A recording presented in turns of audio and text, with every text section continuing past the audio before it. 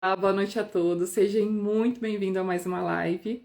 E hoje nós falaremos sobre o câncer, né? De uma história real de como uma enfermeira conseguiu que a live ela vai ficar salva. Então, quem entrar na live no meio ou no final, pode assistir depois aqui no Instagram do portal que ela vai ficar salva.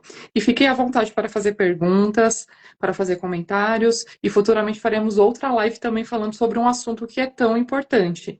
E lembrando que esse mês foi comemorado, né? Olá, boa noite, seja Olá, bem-vinda, Carol. boa noite a todos. Desde já eu quero te agradecer imensamente por você ter aceitado o convite de participar da live. Vamos falar de um assunto tão importante, né? E então gostaria que você se apresentasse para todo mundo que está assistindo a gente. Bom, muito obrigada pela oportunidade de compartilhar a minha história. Eu fico muito feliz quando eu recebo convites para compartilhar um pouquinho, levar conhecimento para as pessoas, né? E um relato real. Eu me chamo Caroline, sou enfermeira, sou esposa, mãe, tenho um menino de 8 anos e paciente oncológica, né? Na luta contra o câncer de mama. Muito bem, Carol. Eu gostaria que você falasse um pouquinho para o pessoal como é que foi o diagnóstico, como você descobriu, quais foram os sintomas, os exames que você realizou. Então, contar um pouquinho para a gente como é que foi isso. Bom, eu descobri o diagnóstico em outubro de 2022, coincidência, né? O Outubro Rosa estava ali totalmente associado com o diagnóstico que eu recebi. Já antecipo que não tinha histórico e não tenho, né? Histórico familiar. Eu vinha de uma rotina muito saudável, tinha acabado de emagrecer 10 quilos, com alimentação saudável, prática de atividades físicas. E um dia ali numa brincadeira totalmente despretensiosa com meu filho, e meu filho ele é muito de contato físico, né? Então ele me abraçou muito forte e a gente acabou caindo no chão, né? Naquela brincadeira de criança, de rolar de abraços. E eu senti uma pontada no peito, na mama. E fiquei ali com falta de ar um tempo, aquela coisa muito dolorosa. Passou, fiquei bem. Alguns dias depois, eu notei que começou a crescer um carocinho ali. Até então, fiquei tranquila, porque eu já fazia acompanhamento anual de ultrassom de mamas, de nódulos que eu acompanhava desde 2010, todos os nódulos benignos, né? Então eu fazia esse acompanhamento anual só para controle. E fiquei tranquila. Eu tinha menos de um ano do último exame, então falei, não é possível que seja algo assim tão preocupante em menos de um ano. E fui levando. Só que esse nódulo cresceu muito. E ele era um nódulo doloroso. E eu falei, não, alguma coisa está errada aqui. Eu peguei a guia médica, que eu já tinha em casa, inclusive, para fazer o exame do ano, e fui fazer o ultrassom. Uma coisa curiosa é que 3 dias antes desse ultrassom, porque eu comecei a me vasculhar, né? 3 dias antes desse ultrassom, eu senti um nódulo embaixo da axila também. Micro, bem pequeno, quase nada. Mas tinha uma coisinha ali. E quando eu fui fazer ultrassom, eu fui bem objetiva para o médico. Falei, olha, tem esse nódulo grande aqui. E eu senti um bem pitico na axila também. E foi um ultrassom, assim, muito demorado. Foi 1 hora e meia de exame. E a gente vasculhou bastante. E eu percebi o semblante dela de preocupação. E era um nódulo completamente diferente dos outros que eu já tinha, que eu fazia acompanhamento, obviamente. E eu falei para ela, eu falei, doutora, vamos falar a verdade aqui comigo, eu sou da área, eu entendo, né, de exames, eu entendo o que é um nódulo maligno, então me diga, esse nódulo tem as características de um nódulo maligno? E aí, naquele momento, ela falou assim para mim, tem, mas só a biópsia vai descartar se realmente é. Então, eu já saí dali com aquilo dentro de mim, de que era um nódulo maligno. Eu já sabia que o meu diagnóstico viria. E o nódulo da axila já era uma metástase. Então, foi assim, foi muito rápido. Né?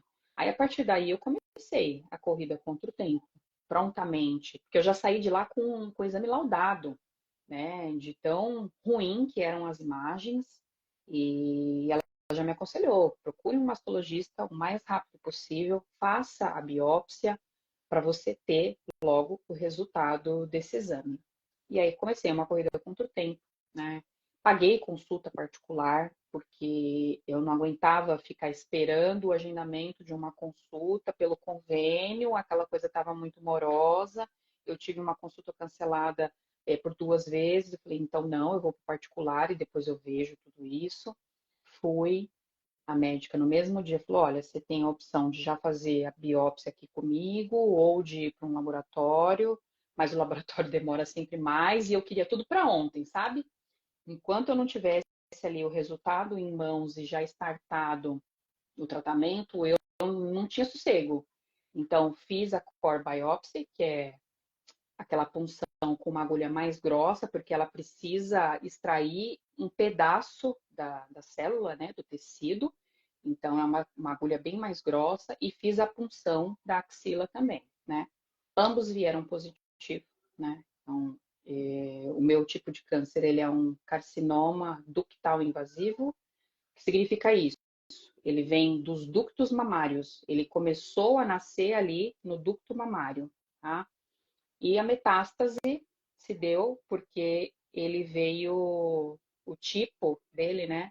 O tipo é o ductal invasivo, mas o subtipo dele, porque tem isso, né? Dentro do mundo da oncologia, é desfragmentado em várias partes. Ele veio positivo para hormônios, estrogênio e progesterona, e ele também veio positivo para uma oncoproteína que chama HER2, que é uma oncoproteína que faz espalhar muito rápido. Então, embora tenha sido muito recente a descoberta do meu diagnóstico, ele se tornava mais agressivo por conta dessa oncoproteína, por isso que eu já tinha um foco de metástase em axila. Então, a partir daí, a gente já começou também a trabalhar nas probabilidades de tratamento, fiz ressonância, né, para ver a extensão de tudo isso, fiz tomografia do corpo inteiro para saber se tinha algum outro foco pulmonar, que se assemelha muito, né, é muito característico, né, quem tem câncer de mama ter uma metástase em parte pulmonar, parte abdominal. Então, a gente fez toda uma varredura, colo, né, colo de útero, enfim, fiz tomografia do corpo inteiro, graças a Deus o foco era só ali. E aí começamos todo o processo, né, de consulta com o oncologista, traçar plano terapêutico, como seria tudo isso, como começaríamos, né, quimioterapia, cirurgia, radioterapia, e tudo isso é definido de acordo com as características, né, do resultado da biópsia. Então, é o que a gente fala, não é todo paciente oncológico que obrigatoriamente vai fazer quimioterapia ou que obrigatoriamente vai passar por cirurgia. Depende muito, né? É um atendimento completamente individualizado. No meu caso, o que eu precisava fazer? Eu precisava parar o crescimento dessas células. Então, eu comecei pela quimioterapia. Foram 6 ciclos, né, de quimioterapia, mais um bloqueador de HER2. Então, não adiantava eu fazer a quimioterapia para parar o crescimento celular a nível ali do que estava crescendo hormonal, de estrogênio e progesterona, se eu não parasse essa oncoproteína. Então, eu fiz uma terapia-alvo, que é o nome dessa terapia de bloqueio de HER2, mais a terapia convencional, endovenosa, né? Para fazer o bloqueio ali e a diminuição do nódulo, porque além de tudo, era um nódulo que já estava grande, né? Era um tumor grande.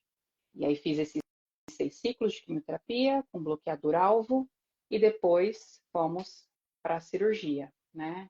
Fiz a cirurgia e depois fiz 15 sessões de radioterapia e aí seguimos. Foi um tratamento bem complexo, né? E o interessante que você falou que não tinha casos na família, você tinha hábitos saudáveis, uma pessoa jovem, então muitas pessoas têm aquilo, né? Ah, vai ter só quem é idoso ou quem tem casos na família, mas não necessariamente assim. E também o tratamento ele é muito individual. Então, é que nem um medicamento, né? Não é porque eu tomo um medicamento para determinada doença que vai ser para todo mundo. Então, vai muito de pessoa para pessoa. E uma outra coisa bem interessante que você falou, a questão do convênio. Mesmo com o convênio, ainda tem a questão da demora. Então, Sim, tem pessoas que pensam que só o SUS que é demorado e que no convênio tudo é rápido. sim. Mas não. Então, mesmo com o convênio, você teve que pagar um particular para você ter uma resposta mais rápido. E é justamente o que você precisava, de resposta rápida. E aí entra a importância não só do diagnóstico de câncer, mas de doenças, todas as doenças. Quanto mais rápido ser realizado o diagnóstico, mais rápido será a intervenção e o tratamento para aquela doença, né? Por isso é que é da importância da gente enfatizar a prevenção, né? A gente Sim. tem que lembrar que cada mês carrega aí o seu símbolo de prevenção, que é exatamente isso, né? A gente alertar as pessoas, olha, existe o câncer de mama, vamos prevenir, né? Vamos pegar aqui o mês de outubro, uma vez ao ano, vamos fazer um exame aqui específico para ver se está tudo bem com a sua saúde mamária, né? E a gente precisa lembrar, né, que os índices de câncer de mama eles estão cada vez aumentando, está associado muitas vezes com os hábitos de vida que a gente tem levado e podem também não estar associados, que foi o meu caso, né? A gente pegou todos os fatores de riscos possíveis para um câncer de mama e eu não me enquadro em nenhum. Eu não tenho histórico familiar, eu fiz painel genético que veio completamente negativo, não tenho nada ali que me predispusesse a ter um câncer de mama, hábitos de alimentação saudáveis, não sou sedentária, não sou obesa, amamentei meu filho até os 7 meses, então não tenho idade para tal, porque quando eu recebi o diagnóstico eu tinha 31 anos. Então, assim, de onde veio? Né? Eu costumo brincar muito nas minhas consultas, porque eu quero deixar sempre a atmosfera um pouco mais leve, né? E aí, meu médico até brinca falando assim: olha, foi um raio que caiu em você, sabe assim? Você foi atingida com um raio, aceita que é melhor. Falei: é isso, doutor, seguimos em frente. Porque a gente tem, eu tinha também aquela questão: não, eu quero saber por quê, eu quero saber onde aconteceu, que é para eu não pisar nesse lugar nunca mais. Mas não tem, muitas vezes não tem, a gente tem que aceitar isso e seguir em frente, né? E estar atento sempre. No seu caso foi algo inexplicável, né? Não teve uma causa, uma explicação específica para isso. E aí eu quero saber de você como foi a questão de lidar com a notícia, o emocional. Como é que foi para você e para sua família? Porque é um diagnóstico que mexe com a família inteira, com você, com a sua família, com a vida pessoal, a vida profissional. Como é que foi isso? Olha, é, não foi fácil. Eu acho que assim, o que amenizou, o que amenizou assim, no sentido de fazer com que a gente não sentisse tanto no começo, é que precisava ser tudo muito rápido. Então a gente não teve tempo de ficar assim, sentado, lamentando e chorando. Não, as coisas precisavam acontecer. Quando eu voltei da minha mastologista com o diagnóstico fechado, meu marido estava comigo em consulta. As únicas pessoas que sabiam que eu tinha feito essa biópsia era meu marido e a minha mãe.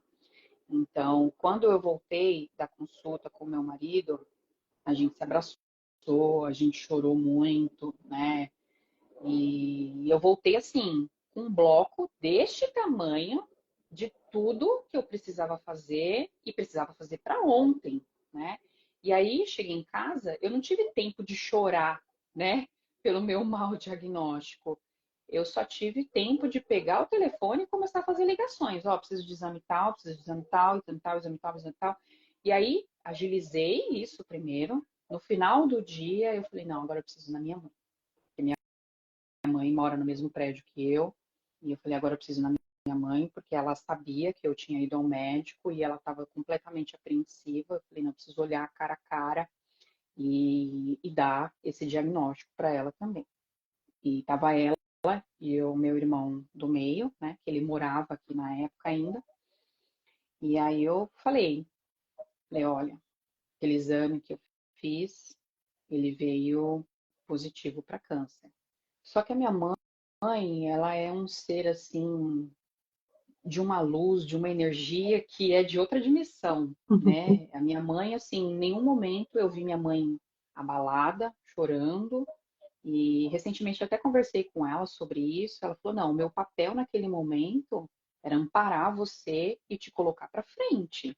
Você não precisava de uma pessoa para chorar e lamentar com você. Você precisava de uma pessoa que te apoiasse e fosse um ombro ali para você. Não, vamos em frente, estamos junto. E esse Então, apoio faz assim, toda a diferença, né? muita.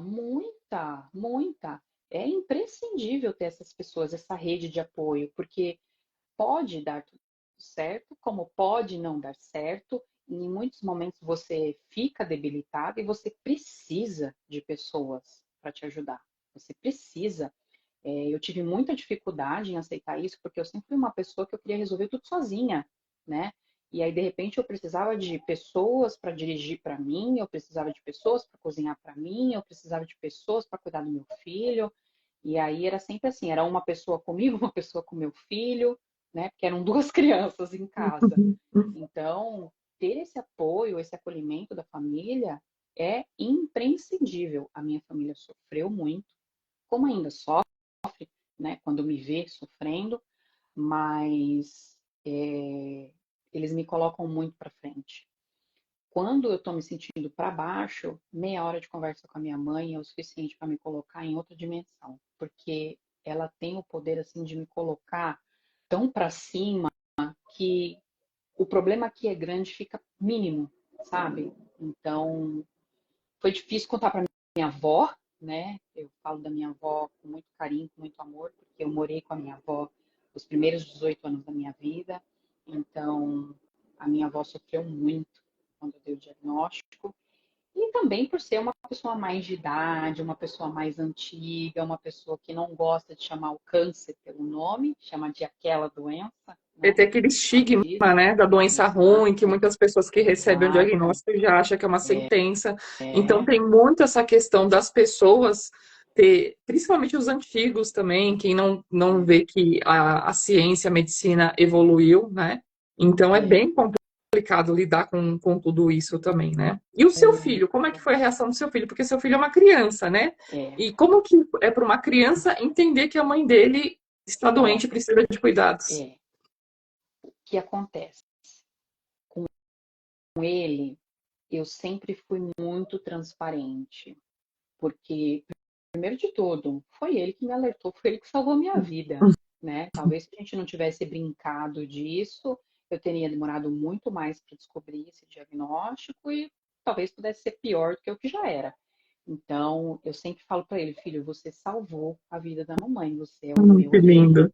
amigo. Então, eu sempre fiz questão de ser muito clara com ele sempre soube de todo o processo, mas eu só contei para ele quando eu tinha ali quase, quase beirando ali o começo da quimioterapia, porque aí as mudanças aconteceriam, né? Então eu falei, olha, filho, lembra aquele carocinho que você abraçou a mamãe e apareceu, que você salvou minha vida? Então, aquele carocinho ali é ruim, é muito ruim, é um carocinho ruim, que precisa sair do corpo da mamãe. E como que ele vai sair? A mamãe vai ter que tomar remédio muito forte, o cabelo da mamãe vai cair, a mamãe vai ficar careca e muita coisa vai mudar, a mamãe vai ficar mais fraquinha, a mamãe vai ter que ir para o hospital o tempo todo. Mas tá tudo bem, porque tem o papai para ajudar a gente, tem a vovó, tem o tio, né? Tá todo mundo ajudando a gente. E ele foi entendendo. Aos pouquinhos eu fui trazendo assim de forma bem lúdica para ele e ele foi entendendo. Quando eu fiz a primeira quimioterapia, antes de fazer, na verdade, eu já cortei o cabelo mais curto.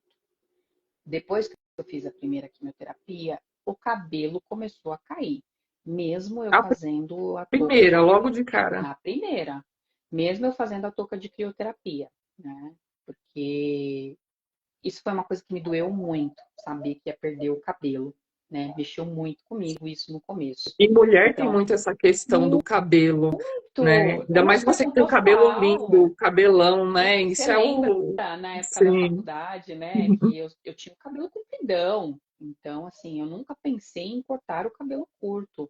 E eu sempre gostei dele mais grande, mais maior, né? Mais volumoso e tudo. Então, isso foi uma questão que mexeu muito comigo. E quando eu soube que tinha a possibilidade de fazer essa touca de crioterapia e prevenir essa queda, eu quis fazer.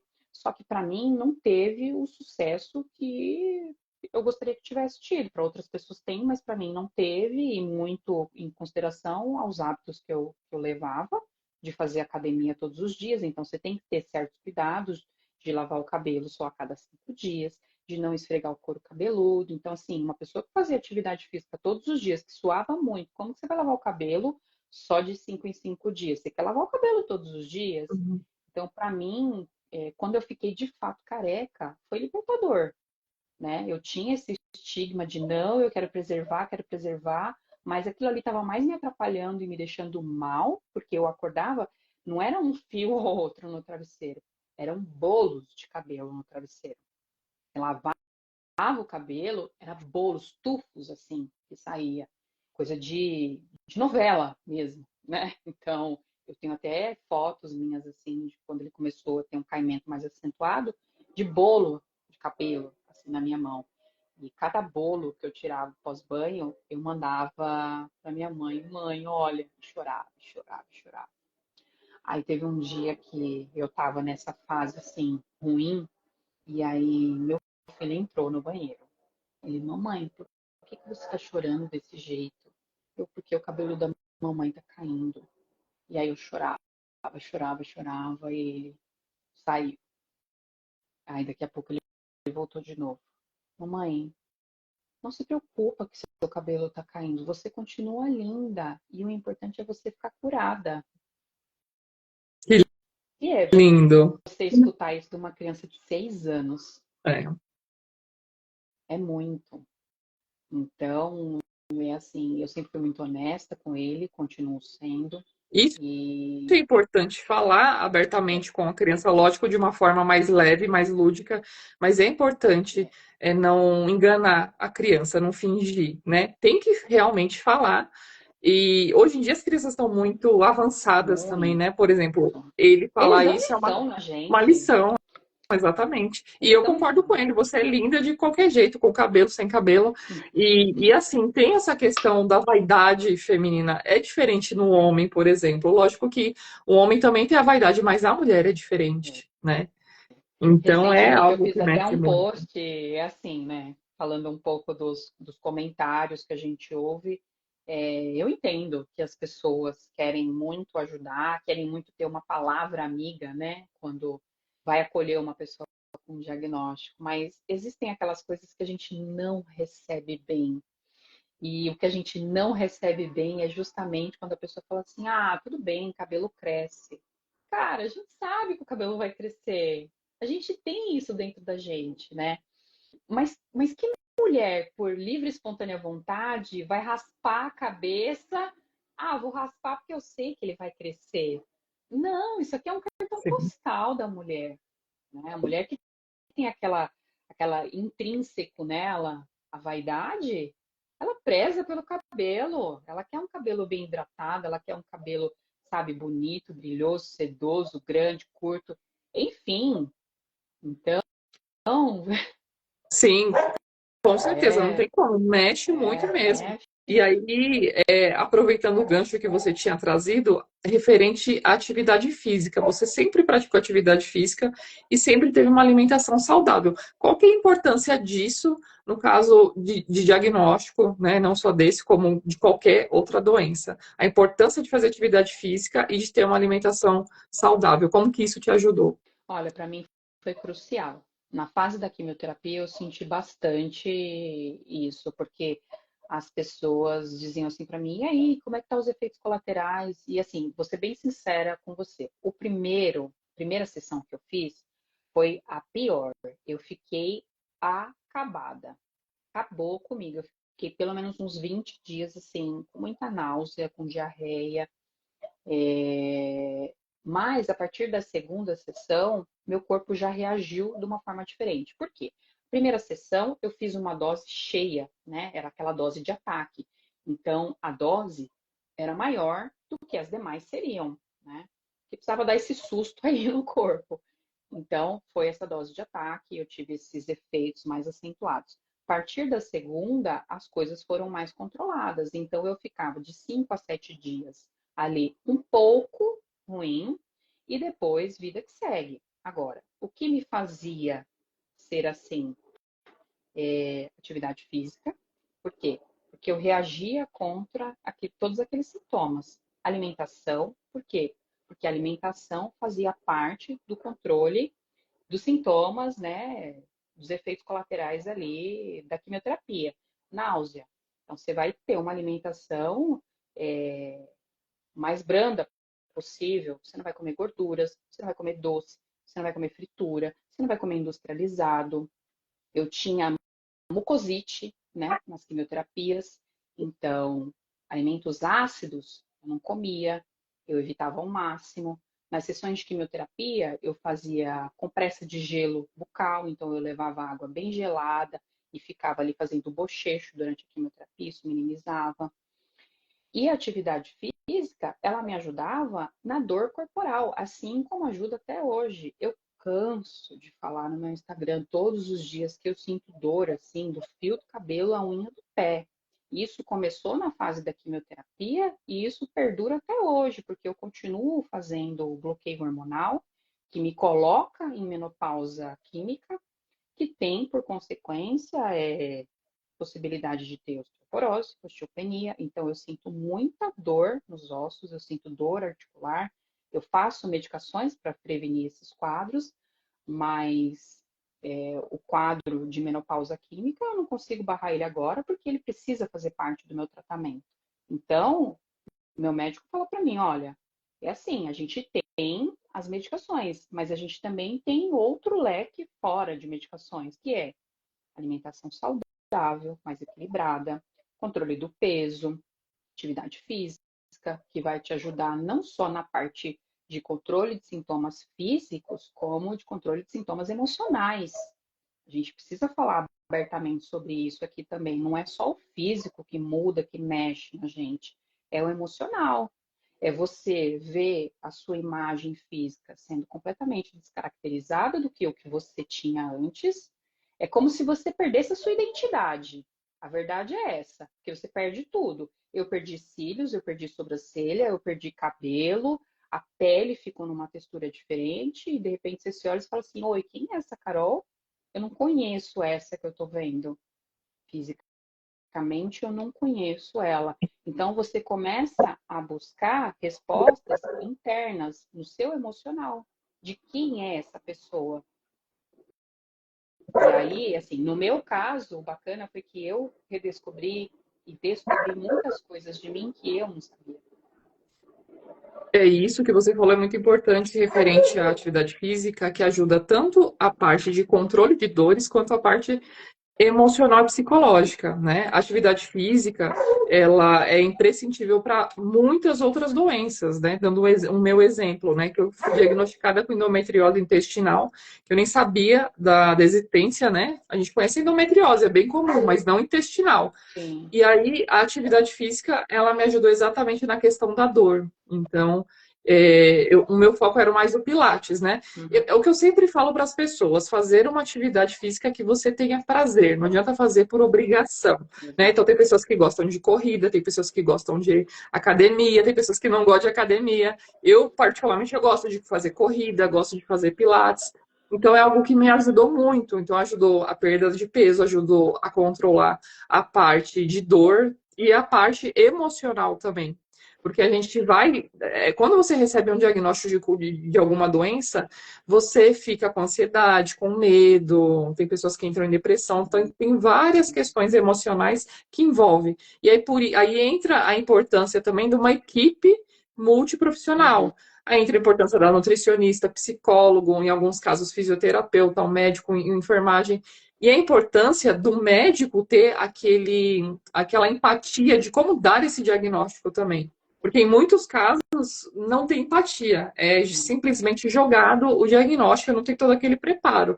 Como é que foi para você essa questão do diagnóstico? O médico teve esse cuidado? Como é que foi a equipe multiprofissional, nutrição, psicólogo, equipe de enfermagem? Como é que foi no seu caso? Olha, com relação a receber o diagnóstico, é assim, eu acho que eu falo para essa médica, né, que é a doutora Renata, eu falo, você foi um anjo que Deus colocou na minha vida, porque o quanto ela me acolheu e acolheu meu marido, que estava comigo no dia, é assim, é surreal,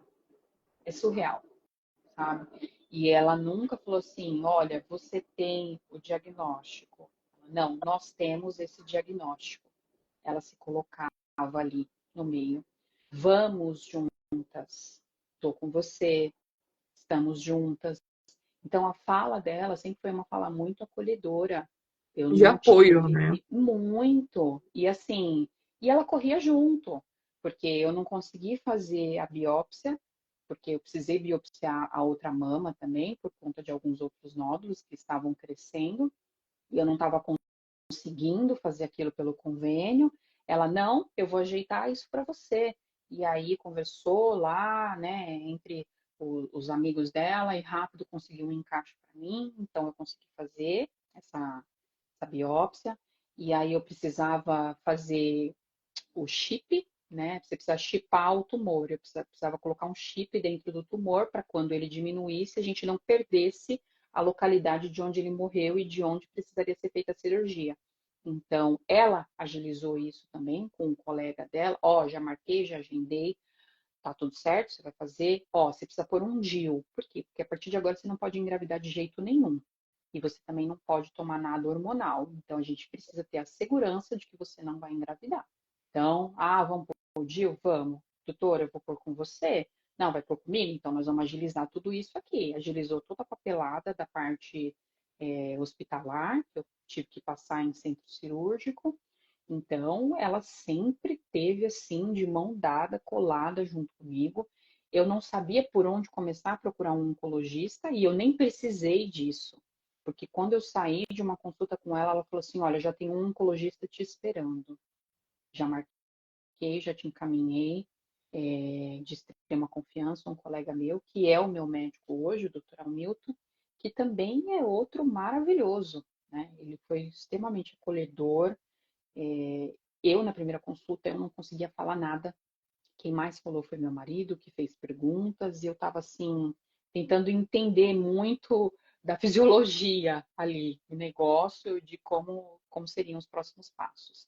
E aí ele foi acolhendo a gente. Quando eu cheguei lá, ele já tinha todo o plano traçado, porque ela falou, olha, ela é o diagnóstico dela é um ductal invasivo, ela é HER2, ela também é positiva para estrogênio e progesterona. Então, quando eu cheguei lá, ele já tinha traçado a terapêutica, ele já estava lá esperando para acolher a gente e falar como seriam os próximos passos.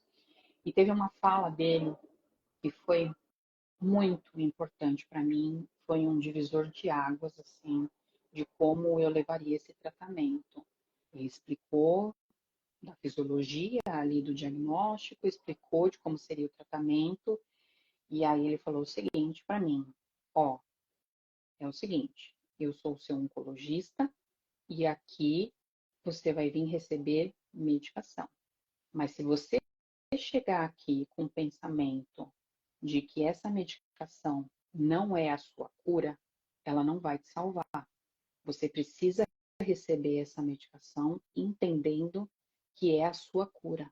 Você precisa vir abastecida de fé no que vai acontecer aqui. E aquilo ficou assim tão intrínseco dentro de mim que eu falei, não, eu preciso redefinir como eu vou passar por esse diagnóstico, como eu vou receber essa medicação, porque de fato eu preciso crer em tudo que estão fazendo por mim. E eu acho que isso é muito importante também, a gente acreditar nos médicos que estão ali tratando a gente, né? Sim, isso que ele falou é muito interessante, né, da fé. A fé é extremamente importante e o pensamento positivo, que não é fácil, Né? né? Não é. É, não é fácil mesmo. E aí você teve um acompanhamento com psicólogo? Como é que foi essa questão do acompanhamento emocional? Teve acompanhamento com nutricionista? Com nutricionista eu tive, desde que eu comecei a fazer a quimioterapia, então tinha ali do próprio hospital, quando eu ia fazer a quimio, a nutricionista ela vinha, ela me acolhia, eu fiz ciclos a cada 21 dias, então foi essa frequência que eu tinha ali de um profissional. Ela me falava dos alimentos que acentuariam os efeitos colaterais e os que minimizariam, os que me ajudariam no controle dos sintomas, os que não, os que eu poderia comer, os que não. Então a gente foi ajustando ali claro, dentro de tudo que eu gostava ou não de consumir, né? Porque precisa, não é porque precisa comer o abacate, porque o abacate é bom para isso, mas se a pessoa não gosta do abacate, né? Precisa ter uma coisa assim, né? Mais personalizada, mais individualizada. Então a gente conseguiu chegar num bom consenso. Eu fiquei nauseada com muitas coisas que eu conseguia comer antes e que hoje eu ainda não consigo comer bem. Algumas coisas bem pontuais, assim. Por exemplo, berinjela. Amo comer berinjela, mas hoje em dia ela já não me vai tão legal quanto ia antes. E isso perdurou por um bom tempo. Frituras também não me vai de um bom jeito. Então, tem alguns alimentos que eu ainda tenho bastante dificuldade em consumir por conta disso. Agora, a parte psicológica. Eu fiz praticamente todos os ciclos das quimioterapias sem acompanhamento psicológico. Eu dizia para as pessoas que estava tudo bem, que eu não precisava. Só que à medida com que a cirurgia ia chegando, eu comecei a ter crises de ansiedade, né? Eu comecei a ficar mais temerosa, porque a gente é da área, né? Aí a gente já imagina assim o centro cirúrgico, ser entubada ali no centro cirúrgico. E eu falei, caramba, eu vou ser entubada, né? Aquela coisa, eu já trabalhei na UTI, aí você vê os processos, falo, nossa, é uma cirurgia muito grande, é uma cirurgia arriscada, vai tirar as duas mamas, e aí eu me via muito no lado profissional da coisa, que talvez tenha me atrapalhado um pouco a entender melhor esse processo de cirurgia, né? Porque eu via muito o lado técnico. E aí minha mãe falou: você precisa de acompanhamento, você precisa de um psicólogo, vai procurar um psicólogo, você precisa de ajuda, você precisa de ajuda. E eu conversava muito com a minha mãe, ela me ouvia, sempre me ouviu muito abertamente. Ela falava: olha, eu te ouço, eu te entendo, eu converso com você, mas eu não sou uma profissional, eu não tenho parâmetros para te ajudar. Você precisa de alguém. E aí eu busquei, né, uma pessoa, tô com ela até hoje, é a minha terapeuta, a Joyce, maravilhosa. E eu falo como eu não comecei antes, porque a gente descobriu e redescobriu tantas coisas juntas, e a gente já passou por tantas coisas ruins juntas, e tantas fases boas também que vieram depois, né? A gente precisa olhar para isso também. Que eu falo, é imprescindível, precisa, porque são muitas mudanças físicas, emocionais, são altos e baixos que você passa o tempo inteiro. No meu caso, eu tive uma sucessão assim de 3 a 4 meses que a gente só declinou em coisas muito ruins. Então, se você não tem um acompanhamento psicológico, você se entrega. Sim, Entrega essa não. parte de acompanhamento psicológico é extremamente importante. Você sempre foi uma pessoa muito forte, muito independente. Então tem aquela questão, eu consigo sozinha, eu dou conta sozinha. Só que aí chega um momento que a gente vê que realmente precisa de apoio, Sim, de ajuda psicológico e também familiar, de amigos, né? Porque às vezes você não quer sobrecarregar as outras pessoas que estão ao redor. Só que a gente isso. tem a necessidade do cuidado, a gente tem a necessidade de falar, não só falar com amigos e familiares, mas ter aquela escuta terapêutica também, porque é É, diferente quando você fala com a mãe, com o marido, vai ter uma escuta, e o profissional ele tem uma escuta qualificada diferenciada também, justamente para intervir nessas questões para que não evolua, né? Porque aí, se não tem um apoio emocional, terapêutico, psicológico, pode evoluir também para uma depressão, para uma ansiedade crônica. Então, é importante esse acompanhamento, sim, e muitas pessoas têm aquela barreira, né? Eu tô bem, não vou conseguir, ou então eu não tô doido, eu não preciso de medicação. Só que tem momentos da nossa vida que realmente a gente precisa, e faz toda a diferença quando a gente tem esse apoio e esse suporte, né? E aí, você falou um pouquinho do papel da sua família, como é que foi o papel dos amigos? Amigos de trabalho, amigos do convívio pessoal, porque isso também ajuda, isso faz uma diferença também, né? foi fundamental, muito acolhedores. Eu recebia, quando eu divulguei, né, que eu esperei fazer a primeira quimioterapia para poder divulgar nas redes sociais, né? De novo, eu queria espalhar informação e conhecimento para todo mundo, como quero, né? Até hoje. Então, quando as pessoas viram, né? Como assim? Encontrei com a Carol ontem, a Carol estava super bem, e agora vem essa bomba aqui na internet. E aí choveu de ligações, choveu de flores na minha casa, de cesta, as pessoas se colocando muito à disposição, minha, da minha família, para me acolher, para me ajudar. Tiveram amigas que procuraram o meu marido, né, para poder fazer essa surpresa. Ah, eu não sei onde a Carol mora, não sei o endereço. E aí entraram em contato com o meu marido em sigilo e mandaram flores. E essa troca é muito gostosa, né? Tem amigos que eu não vejo desde a época do ginásio, né? Uma delas é a Jaque, que eu tenho conversado recentemente com ela, inclusive.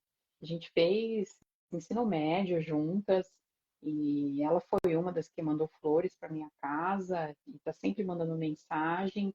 E faz anos que eu não a vejo pessoalmente, né?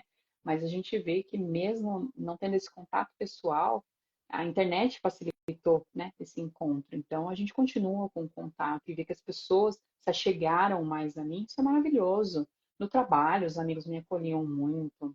Eu comecei a ser boicotada pelas minhas colegas de trabalho, né? Quando elas souberam do diagnóstico, eu não ficava mais sozinha no setor, sempre tinha uma colega trabalhando junto comigo. E aí, se precisava fazer algo de procedimento, elas, não, eu vou, eu faço, fica aí, não precisa ir lá. E até depois que eu fiz a minha primeira quimioterapia, eu continuei trabalhando, porque eu não queria me afastar, né? E aí elas começaram a me boicotar. Não, você não vai fazer nada, fica sentada aí, eu faço, eu vou para você. E depois que eu voltei a trabalhar, também foi muito gostoso. As pessoas vieram, me acolheram, me abraçaram, me receberam bem, choraram. Nossa, eu não imaginava que você ia voltar, eu não imaginava que você ia estar tão bem, né? Porque tem esse distanciamento da internet também. Uma coisa é você ver a pessoa ali atrás de alguma tela, outra coisa é você ver a pessoa ao vivo, abraçar, pegar, né? Tem essa diferença. Mas foi maravilhoso, maravilhoso mesmo. E receber esse carinho, esse apoio dessa É. sua rede, né? Isso faz toda a diferença no tratamento, ajuda demais. E aí eu queria que você falasse um pouquinho pra gente, que tem muito disso que a gente sabe, são os mitos, né? Os Uhum. mitos e a verdade referente ao câncer. Então, quais são os mitos assim mais absurdos assim que você mais escutava ou que É. você presenciou ou viveu? Olha, o top, assim, para mim, era quando eu falava para as pessoas que eu ia fazer quimioterapia, elas me perguntavam: ah, é a branca ou a vermelha? Eu falei assim, não sei, né? Aí eu falei, não sei. Aí eu perguntei para o meu médico uma vez, meu oncologista, falei, doutor, aqui, é a branca ou é a vermelha que eu vou fazer? Ele, não, assim, a coloração da sua é branca, mas isso indifere. E aí eu comecei a responder para as pessoas quando me perguntavam, não, eu vou fazer a branca. Ah, então é tranquilo. A branca é tranquilo, porque a vermelha é a pior. E eu falava assim, gente, como que pode, né? E aí eu fui buscar mais a fundo informações sobre isso. E aí, isso é o pior dos mitos, porque a potência do quimioterápico não está associada à coloração dele, né? Está associado mais à composição, à junção de outros quimioterápicos do que à coloração. Então, uma quimioterapia branca de coloração branca, ela pode ser tão potente quanto uma de coloração vermelha. Então, esse é um dos mitos mais descabíveis. E aí eu começava a levar essa informação para as pessoas, mas elas já têm aquilo ali tão intrínseco dentro delas que elas não escutam, né? Mas isso é um mito, né? A branca, a vermelha são quimioterápicos e isso não está associado com a potência delas, de forma alguma. Associar a cor, É, então, não tem nada a ver. é, Porque associar o branco à paz, à tranquilidade, e o vermelho não. Então, não. Isso é mito. é, isso é muito mito. Ah, outro mito, todo caroço é um câncer. Parecer um Esse caroço, um mito, nódulo eu na acho que é um mama. dos mitos mais falados, né? É. Eu tive o meu primeiro nódulo mamário em 2010. Procurei uma mastologista. Eu comecei ali o acompanhamento, né, médico. fiz ultrassom, cheguei a puncioná-lo e nada mais era do que fibroadenoma. Então, eu convivi por muitos anos com fibroadenomas. E tinha, né? Porque agora eu já não tenho mais as duas mamas. Até fazer a cirurgia, eu tinha 7 nódulos na mama esquerda e 5 na mama direita, mais o nódulo do câncer, né? Outra coisa que é muito mito é um nódulo é benigno e ele se torna maligno. Ah, não. Então você tem um nódulo na mama, cuidado que ele pode virar um câncer. Isso não existe. Ele nasce maligno. A base dele já é um nódulo maligno. Ou ele nasce maligno ou ele nasce benigno. Não tem como um benigno se transformar num maligno. E quando eu levava isso para as pessoas falavam, nossa, mas você já tinha esse nódulo antes? Não, isso é um nódulo novo. Até no meu ultrassom de mamas, eu tinha todos os que eu já tinha no passado, mas esse era um nódulo novo, que nunca apareceu em nenhum ultrassom antes, porque já nasceu sendo maligno. Então, esse é um mito também desproporcional. E aí tem um outro mito comum também, que toda pessoa que tem câncer precisa fazer a quimioterapia, né? É, E que toda pessoa que faz a quimioterapia tem queda de cabelo, o que também é um mito, né? não, Que depende não. muito de pessoa para pessoa. E depende muito do quimioterápico. Quando o meu médico trouxe para mim a proposta de tratamento, ele falou: olha, são quimioterápicos que você vai ter a queda do cabelo. A gente não tem como barrar isso. Então, existem quimioterápicos que você faz e você não tem essa queda do cabelo, e outros que você tem, então também não está associado. Outro mito, assim, desproporcional é só tem câncer quem tem histórico familiar. Uhum. Eu tô aqui para dizer que Que não. você é prova viva que não, Prova não, viva que esse é um não. mito, né? Esse é um mito. Esse é um super mito. Mas você tem algum outro? Idade. Eu acho Só tem câncer que quem é mais velho. sim, eu acho que esses são os principais. Tem muitos É, outros também, né? Mas eu muitos, acho que muitos. esses são os principais. Eu acho que daria uma live inteira só de mitos, né? Porque são É, muitos. Mas eu acho que os mais comuns são esses. E agora falando um pouquinho, que você deu uma pincelada também, sobre o impacto da fé e do pensamento positivo. Como é que isso acaba auxiliando a lidar, né? De ser um pouco mais leve a doença, lidar com essa doença. olha, eu me tornei uma pessoa de muito mais fé e de muito mais crença do que eu jamais fui em toda a minha vida. Eu procurei por muito tempo respostas para entender o porquê eu estava passando por isso. Não de forma a culpabilizar o universo, Deus, enfim, pelo que eu tinha ali, mas o que eu tenho de lição para aprender com tudo isso? E eu entendi que o que eu estou vivendo nesse momento, ele tem um propósito, né? E essa minha parte espiritual, ela foi muito fortalecida. Cada vez que eu abro um devocional, cada vez que eu abro uma Bíblia, que eu faço uma leitura, eu encontro respostas para as minhas perguntas. Então, para que esse processo seja mais leve, eu preciso estar com o meu lado espiritual completamente fortalecido.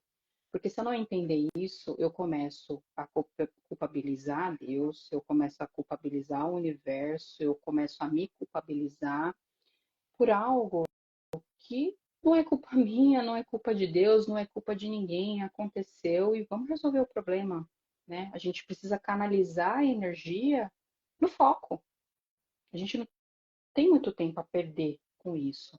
E entender que é um propósito de vida, que o meu propósito está relacionado com receber o diagnóstico, passar por um tratamento difícil, com muitos percalços, mas levar informação, levar conhecimento, levar a minha vivência de fé, de resiliência, de força, de compaixão para as pessoas, para que elas entendam que não é um diagnóstico que te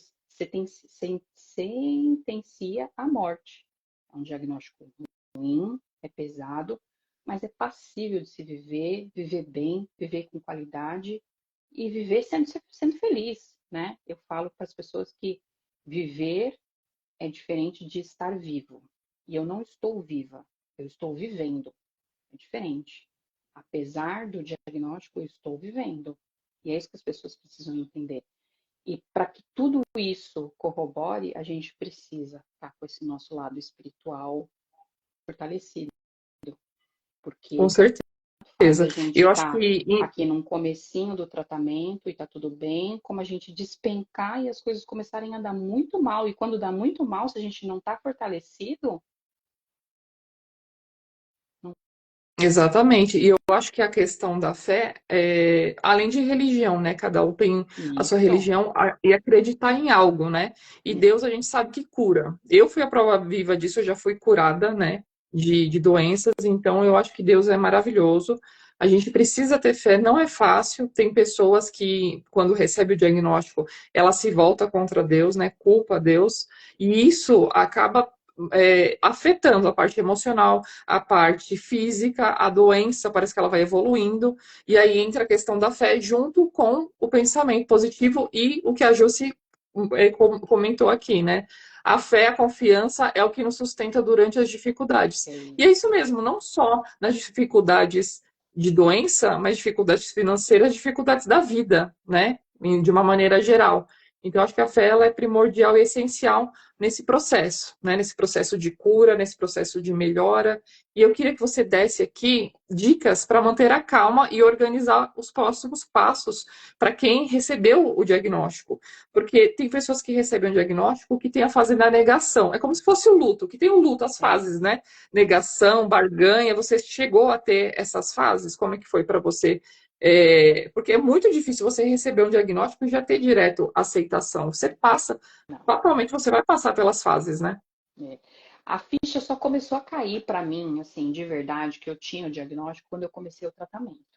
Antes disso, não.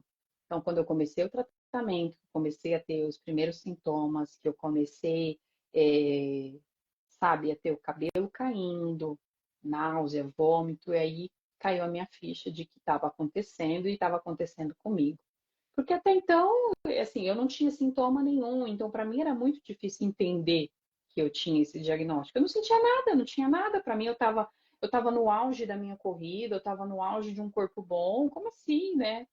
Aí Então, você já pensa em diagnóstico errado, várias N coisas, exato, né? exato. No caso, assim, eu não tive essa proporção de pensar em diagnóstico errado, porque eu vi um caroço ali, era nítido, né? Uhum. Não era uma coisa que aparecia só no ultrassom, ele era completamente visível na pele, né? De tão grande que ele chegou a ficar.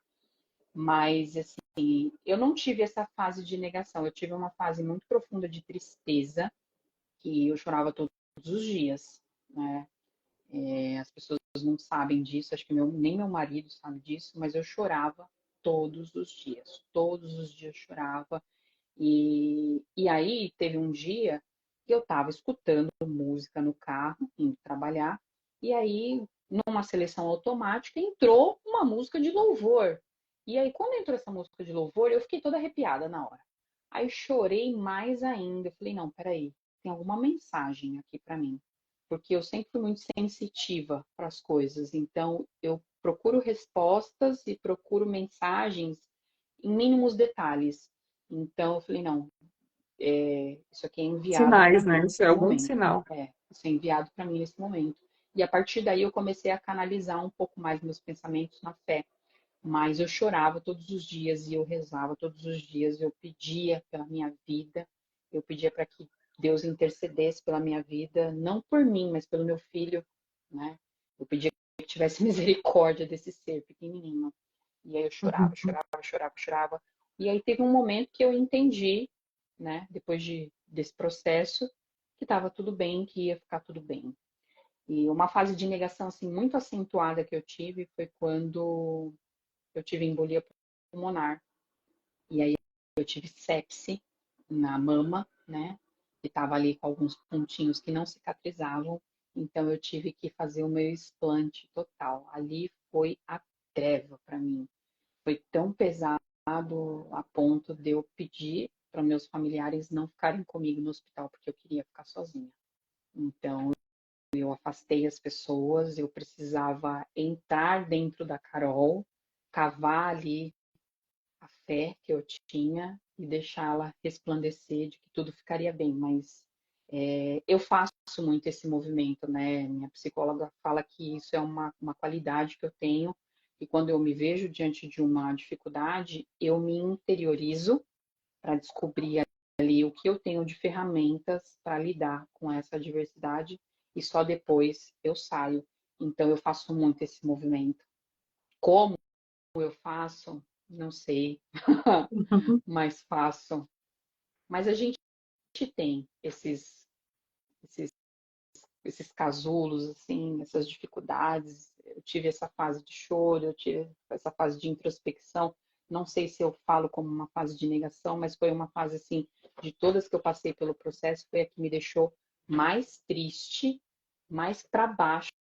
Foi quando eu tive a embolia, que eu tive que fazer o explante total da mama. Foi a pior É, para mim. tem momentos que acaba pegando mais, né, deixando a pessoa mais fragilizada. E aí eu queria que você desse um conselho, né, para as pessoas que estão passando por essa situação. Qual o conselho assim primordial que você dá? Vivam, vivam, porque só quem sabe quando vai ser o nosso fim é Deus. Isso está fora das nossas mãos. A gente pode ter um diagnóstico muito ruim e viver por muitos anos. Como eu tenho muitas conhecidas e pessoas que eu nem sabia. Eu soube recentemente que, além de ter o diagnóstico de câncer de mama, teve metástase, evoluiu para uma metástase cerebral e agora vive como uma paciente paliativa, mas vive com muita qualidade de vida.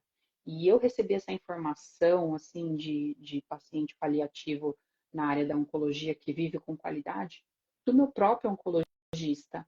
Né? Ele falou para mim, e se não der certo, se as medicações não derem certo, hoje em dia a medicina está tão evoluída que se vive muito bem e vive com qualidade, mesmo tendo um diagnóstico de câncer. Então a gente não pode deixar de viver por conta disso. Eu falo para as pessoas, porque as pessoas falam para mim, me parece que você teve o diagnóstico, você está tão bem, porque eu vivi e eu vivo, e eu vou continuar vivendo, independente de ter um diagnóstico de câncer, de ter uma embolia, né, de ter um apendicite, como tive recentemente, eu vou continuar vivendo. Vou me resguardar ali um momento que precisa de mim, como estou agora, recém-operada, estou me resguardando, mas quando eu estiver bem, vocês vão me ver vivendo de É novo. isso mesmo. E é viver, não só existir, né? É E a viver, gente estava até exato. conversando mais cedo sobre isso, a importância de você ter um momento seu, uma válvula de escape. Trabalhar é importante, mas precisa ter aqueles momentos de passear, de viajar. Eu fiz até uma live com uma psicóloga falando sobre a importância desses momentos de passeio, viagem, curtir a família, curtir algo que você goste, né? Então, isso é extremamente importante para a nossa parte emocional também, né?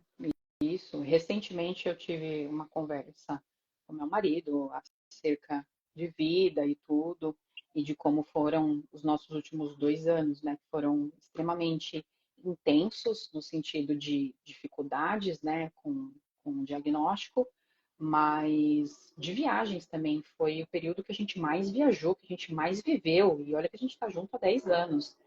E aí ele falou para mim uma coisa que me emocionou muito, né?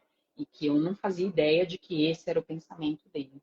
Ele falou assim para mim: eu quis te proporcionar muitos momentos de lazer, porque eu não saberia se você, eu não sei se você continuaria viva. Eu não sabia se você ia continuar viva. Então eu queria aproveitar ao máximo com você. Então essa fala dele me deixou assim bem emocionada, né? Dele ter essa mentalidade de a gente ter memórias boas e positivas, apesar do diagnóstico, dele querer me tirar um pouco dessa zona de desconforto e me colocar ali né? Para distrair a cabeça, para viver, é isso que eu falo, viver, né? E isso independe se é uma viagem aqui para o interior, se é uma viagem para fora, difere. É fazer o que você gosta, é ir num parque, dar uma volta, é respirar um ar puro, né? É fazer uma loucura, se isso te permite. Realizar Eu gosto de fazer algum loucura, sonho, então, né? a gente Não fazia umas precisa coisas mais esperar assim, ah, ficar doente, não, não precisa esperar chegar no extremo para viver, para ter exato. momentos, principalmente a gente que é da enfermagem, tem muito essa questão de trabalho, trabalho, trabalho, e não para se cuidar, para olhar para você mesmo, para dar um respiro, para olhar para o seu filho, para sair num parque, para ir no cinema, coisas básicas, coisas simples, né? Então, isso aí faz toda a diferença. É o que eu falo para as pessoas. Se você não parar para se cuidar, a vida vai parar você. Uhum. Então a gente precisa ter esse olhar. Para a gente oferecer o que a gente tem de bom para o outro, a gente tem que estar bem com a gente, Porque às né? vezes você A gente cuida não tem tanto nada para oferecer. do outro e esquece de É a você, nossa né? área, né, Eli? Você sabe disso. Exatamente. Mas como que a gente vai cuidar do outro se a gente não está bem com a gente mesmo, seja fisicamente, emocionalmente, psicologicamente? Então tem que ter aquele equilíbrio, né? E, E eu queria falar para você, Carol, primeiramente, como eu tenho orgulho de você ter passado por tudo isso, estar plena aqui, né? Isso é um exemplo para muitas pessoas, para quem está assistindo a gente agora, para quem passou por isso, ou tem alguém na família, né, que está passando por isso também, e ver que é possível sim, né, que você conseguiu, você batalhou, você é uma guerreira. Eu sei como você é forte, como não foi, não foi fácil, foi muito difícil para você, para toda a sua família lidar com tudo isso, mas você é um exemplo de que a fé, o pensamento positivo, tudo isso é capaz de remover montanhas, de curar doenças e de estar aqui firme e forte agora, explicando, né, de como que foi passar por tudo isso.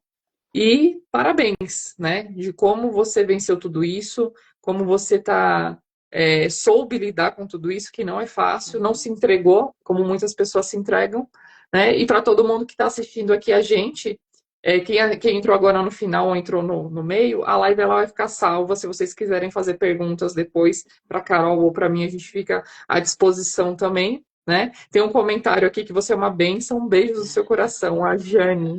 ai, que linda. E é muito gostoso isso, A né? Jane Você trabalhou receber esse comigo carinho. também como cuidadora.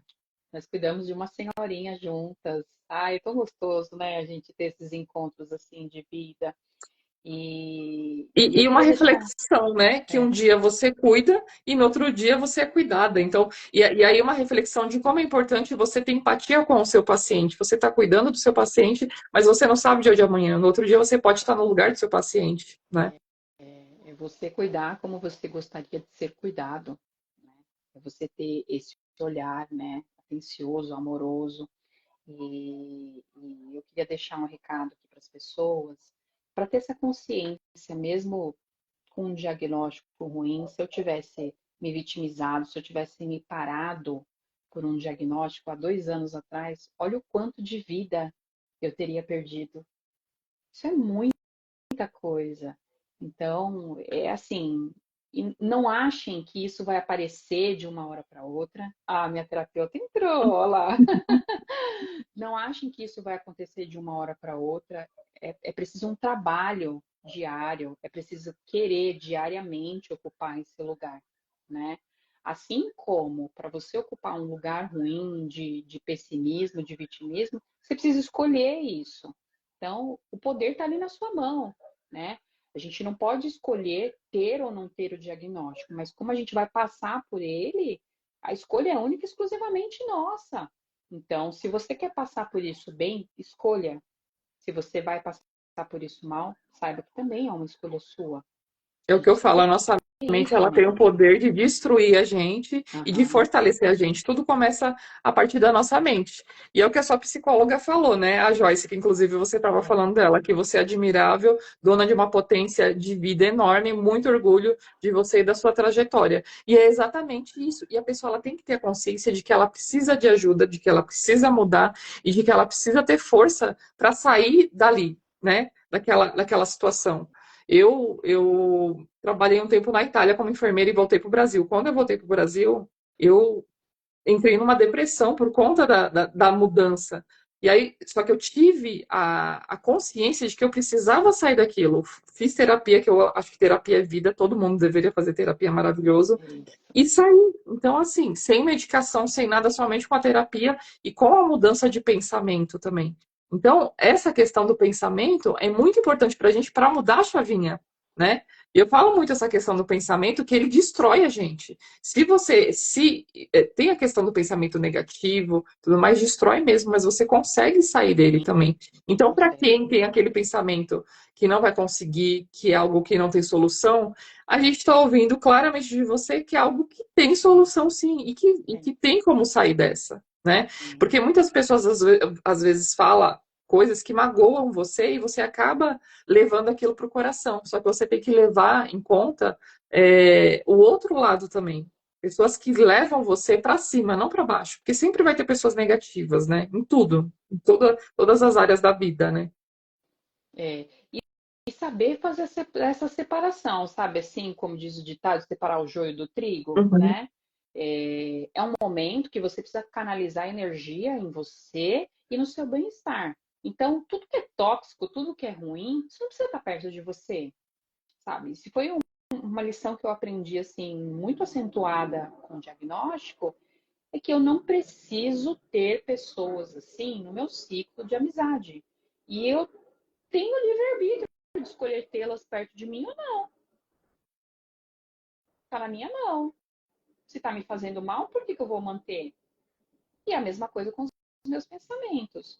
Se tá me fazendo mal pensar assim, ser assim, por que eu vou manter? Porque tem muita gente que fala, eu nasci assim, eu cresci assim, eu vou morrer assim. Não, a gente pode mudar a qualquer momento. Eu posso gostar de rosa hoje e amanhã gostar do branco, tá tudo bem, é uma opção minha.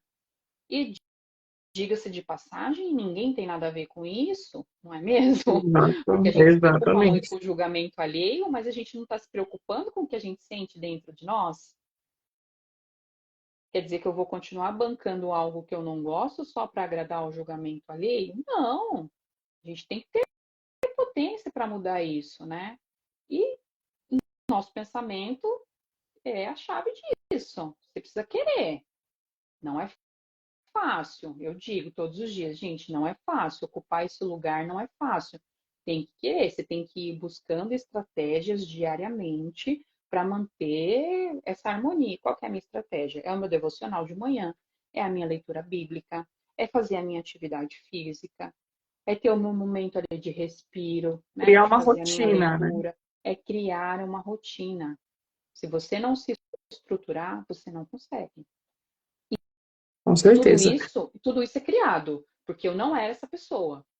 Eu não Sim, tem era. pessoas que olham assim, nossa, já nasceu pronta, já Já está nasceu plena. Mas pronta. não, É. é um passinho de formiga, né? Você vai Sim, construindo isso e é construindo o hábito. No começo é difícil, mas depois se torna um hábito, é. né? Então eu gostaria de agradecer novamente você, agradecer todo mundo que participou da live, né? Muito obrigada. Futuramente a gente pode marcar mais lives para falar sobre o assunto. Se alguém tiver mais alguma sugestão também, fique à vontade para dar sugestão para mim ou para Carol. E, Carol, novamente, muito obrigada pela participação dessa live, que foi maravilhoso, super esclarecedor, né? E aí, futuramente, a gente marca de fazer uma outra live também. Muito obrigada, obrigada a quem participou, a quem mandou aí seus comentários, né? Eu fico muito feliz de receber o carinho de vocês, de receber a pergunta. Fiquei muito feliz e honrada, né, pelo convite. Para quem não sabe, a Eli estudou comigo na faculdade, né? Ele Trabalhamos juntas também no trabalhamos hospital. juntas, nosso primeiro estágio, né, no hospital da escola, então a gente tem uma história juntas também, né? Foi muito bonita, muito legal. E eu fiquei muito feliz e honrada por esse convite. É uma honra poder falar da minha história, poder dividir um pouquinho dos meus pensamentos para as pessoas, né? E falar do meu diagnóstico, da minha vida. Enfim, é história para a gente ficar longos dias aí conversando. Com Obrigada por hoje. certeza. Com certeza. Eu vi que teve meninas aqui que estudaram com a gente também, que entraram, a Júcia, a Aline. Um beijo para vocês que Aline, assistiram a olha, gente. a É, Kelly trabalha comigo lá, ela é da UTI pediátrica. Ai, que legal. Um beijo para todo mundo que Ai, assistiu um a gente, para beijo. as pessoas da enfermagem também. Isso. E é um tema muito importante, né? Um tema muito interessante que a gente ficaria aqui dias falando sobre isso, né? Mas É. para não se estender muito, não ficar muito longo, a gente vai marcando uma segunda parte, algum outro tema também. Saudade de você também, Aline. Um beijão para todo mundo que está assistindo a Maravilhosa. gente. Que legal. Obrigada. E lembrando que a live ela fica salva. Então, se vocês quiserem assistir de novo, mandar É, para os amigos assistirem, é só entrar aqui no Instagram e assistir legal. novamente. Mas Olha, foi uma delícia a tem a live com doutora você, Carol. Brenda, que é a minha mastologista, também mandou um coraçãozinho aqui. Olha que legal. Meu Uhum. irmão Rafael presente. Ai, que bacana. Legal, gente. Muito obrigada pela noite de hoje. Obrigada, Carol. Um beijão para você e para Beijo, todo mundo que beijo, assistiu. boa E até a noite. próxima. Boa Até, tchau, noite. tchau.